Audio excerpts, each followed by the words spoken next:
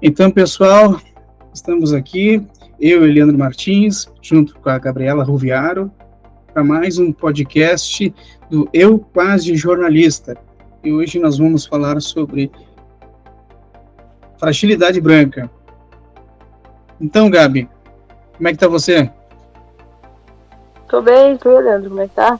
Beleza? Fale um pouco sobre a Robin DiAngelo, que é a autora do nosso texto. Então, Leandro, a Robin Jane DiAngelo, mais conhecida como DiAngelo, é uma autora americana que trabalha nas áreas de análise crítica do discurso e estudos de branquitude. Ela atuou anteriormente como professora titular de educação multicultural na Westfield State University e atualmente é professora associada de educação da Universidade de Washington. Beleza, esse é o nosso trabalho de hoje. Então, como definições tradicionais de racismo, pode ser definido como uma crença na superioridade de uma raça sobre outras e a percepção ou preconceito baseada nessa crença. É uma forma de opressão que se manifesta em todas as esferas da sociedade. Complicado, né, Gabi? E definições de racismo a partir dos estudos da branquitude, o racismo pode ser entendido como um sistema de privilégios e vantagens concedidas aos indivíduos brancos, em detrimento. Pessoas não brancas é uma estrutura racial e cultural que favorece o branco e perpetua desigualdades raciais. Então, sempre há favorecimento da pessoa branca, né? E as definições de branquitude. Então, o Frank Berg, em 1993, ele deu 3 definições, né? A definição estrutural. Então, ele refere-se a formas como as instituições e estruturas sociais foram moldadas pela branquitude e funcionam para beneficiar os brancos. Exemplo, vamos lá. A falta de representatividade e oportunidades para as pessoas não brancas em instituições como empresas, universidades e governos, que foram historicamente dominados pelos brancos, Gabi. A dimensão cultural, como é que fica, Gabi? A dimensão cultural refere-se às maneiras pelas quais a cultura branca é dominante e como outras culturas são subordinadas e assimiladas a ela. Um exemplo disso é a valorização e a normalização da cultura branca, nas mídias e na sociedade em geral, enquanto outras culturas são muitas vezes estereotipadas ou negligenciadas. A psicológica? Refere-se a maneiras pelas quais os brancos entendem a si mesmos e suas relações com outros grupos raciais. Um exemplo disso é a tendência de alguns brancos em negar ou minimizar a existência do racismo, alegando que todos são iguais enquanto outros grupos raciais experimentam e resistem. Então, Gabi, fala para nós a definição da fragilidade branca. A fragilidade branca é o estado em que até mesmo uma quantidade mínima de estresse racial se torna intolerável, desencadeando uma série de movimentos defensivos. Esses movimentos incluem a expressão de emoções como raiva, medo e culpa, e comportamentos como discussão, silêncio e abandono como situação criadora de estresse. Então, assim, a gente pode dar um exemplo bem simples, né, e rápido, né, quando um branco se posiciona ao contrário das cotas nas universidades perante a uma pessoa não branca, justificando que também teve uma vida sofrida, né? Então, agora a gente vai para os fatores que inculcam a fragilidade branca. Então, os fatores são segregação, universalismo e individualismo. Beleza. Na segregação, como é que fica? A segregação racial pode fazer com que as pessoas brancas se sintam superiores e mais seguras em suas posições sociais. enquanto as pessoas não brancas são marginalizadas e oprimidas. No universalismo e individualismo, a crença na universalidade dos valores e experiências brancas pode tornar-se difícil para as pessoas brancas entenderem as perspectivas e experiências de quem não são brancos. O individualismo pode levar as pessoas brancas a negar o papel que a raça desempenha em suas vidas e não reconhecer a forma com que a raça os beneficia.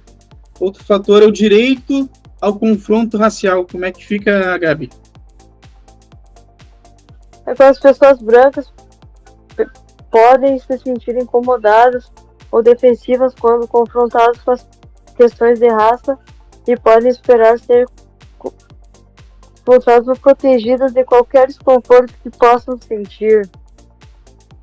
E tem também a arrogância racial. A crença na superioridade branca pode levar as pessoas brancas a serem arrogantes e acreditarem que têm o direito de controlar ou dominar as pessoas não brancas. Quem nunca ouviu aquela palavra, aquela frase, você sabe com quem você está falando, né? O pertencimento racial também é um outro fator. A ideia de que a raça branca é uma norma e que as outras raças são exóticas ou diferentes. Tu já ouviu falar em beleza exótica? Hein, Gabi? Claro. Pode fazer com que as pessoas brancas se sintam mais confortáveis entre si e menos confortáveis com as pessoas não brancas. Na liberdade psíquica, como é que fica, Gabi? A liberdade psíquica refere-se à capacidade das pessoas brancas de ignorar ou minimizar questões de raça, enquanto as pessoas não brancas são forçadas a lidar com elas diariamente. Isso pode levar a um desequilíbrio e o poder é uma falta de compreensão mútua. E também, por último, a gente tem as mensagens constantes de que somos mais valiosos.